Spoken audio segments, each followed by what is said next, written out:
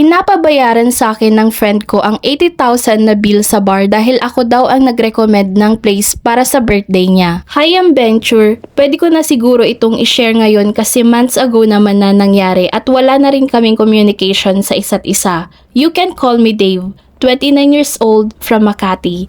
Hindi naman ako celebrity, hindi rin ako mayaman. Isa lang akong normal na empleyado na nagtatrabaho sa Makati at paminsan-minsan nakikipag-inom sa mga bar or club kapag gusto kong mag-relax pagkatapos ng stressful na week.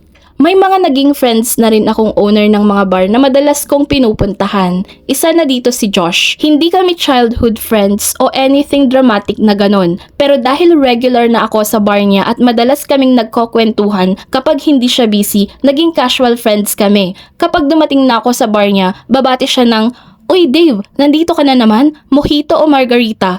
Alam niya agad ang usual na in-order ko. Ganon na yung level ng closeness namin. So, eto na. I have a friend, let's call her Bea. Magkakilala kami dahil magkatrabaho kami dati sa isang BPO company sa Ortigas.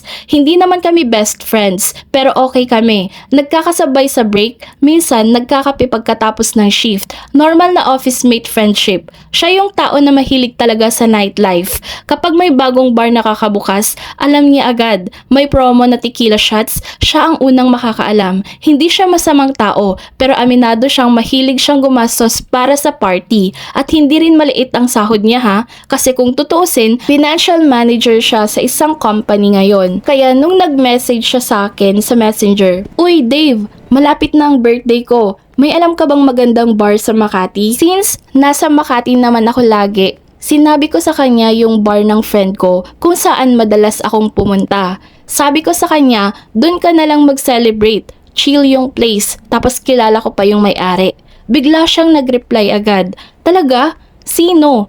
Sabi ko, "Friend ko, si Josh, yung may-ari. Baka nga napuntahan mo na rin yun." Then, sinabi ko yung linya na hindi ko akalaing magiging misunderstood ng ganito kalala. Sabi ko, "Sabihin mo lang yung pangalan ko, baka mabigyan kayo ng isang bucket na free." Nadagdagan ko pa habang nag-uusap kami, pwede rin kayong magstay hanggang madaling araw. Baka mabigyan pa kayo ng 2 free na pulutan. So sa akin, simpleng gesture lang yun. Alam nyo naman sa mga bars, minsan may pa-free drink sa celebrant, isang bucket o pulutan. Yun lang. Wala akong sinabi na libre ang buong celebration. Wala akong sinabi na ako ang magbabayad. At lalo naman wala akong sinabi na mag-sponsor ako ng birthday party niya. Pagdating ng araw ng birthday niya, nag-message ulit siya around 8 PM ng gabi.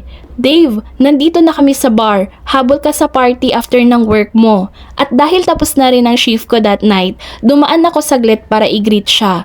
Pero pagdating ko, napatigil talaga ako sa labas ng bar kasi ang daming tao. Akala ko may event. Madami talaga. Pagpasok ko sa loob, nakita ko si Bea. May birthday sash siya na nakalagay birthday queen. May tiara pa sa ulo, naka-party dress at pretty makeup. At ang pinaka-shocking sa lahat ng nakita ko, 25 persons ang bisita niya. Parang buong opisina nila ang dumating. So sa isip ko, jackpot ang friend ko dahil ako ang nag-recommend nun.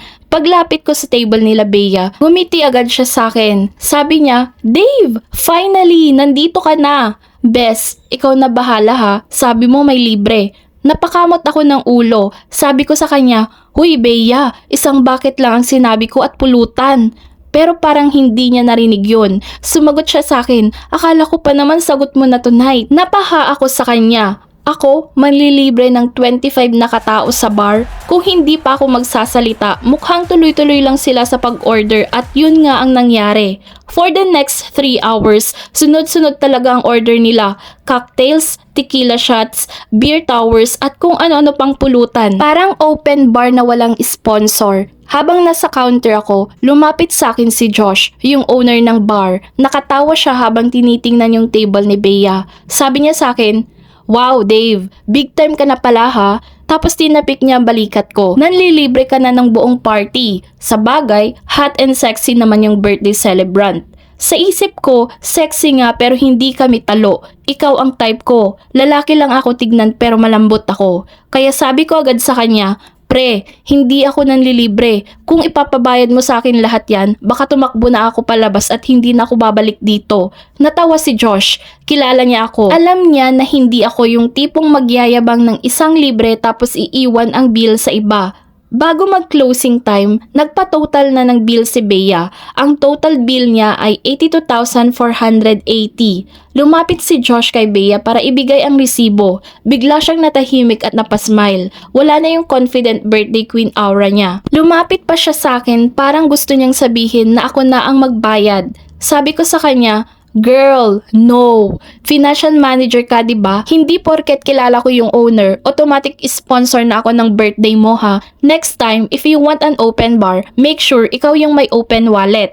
Ang trabaho mo, financial manager, 'di ba? Malaki-laki din ang sahod mo. And trabaho mo mag-manage ng pera. Alam kong kaya mo na yan." Then, I took a sip of my beer and added one last line. "Financial manager ka nga, pero mukhang ngayon mo lang na-experience kung gaano kamahal ang bad assumptions. Wala akong binayaran kahit piso. Sa huli, si Bea ang nagbayad ng kalahati ng bill. Yung kalahati naman, pinaghati-hatian ng mga bisita niya. After ng birthday niya, inignore na niya ako. Parang ako pa ang may kasalanan na hindi ko binayaran yung 82,000 bill niya. Ang masasabi ko lang sa kanya if ever mabasa niya to, Bea, hindi lahat ng kakilala mo handang magbayad sa imagination mo. Pwede ka namang mag-birthday party sa condo mo kung di mo afford sa bar.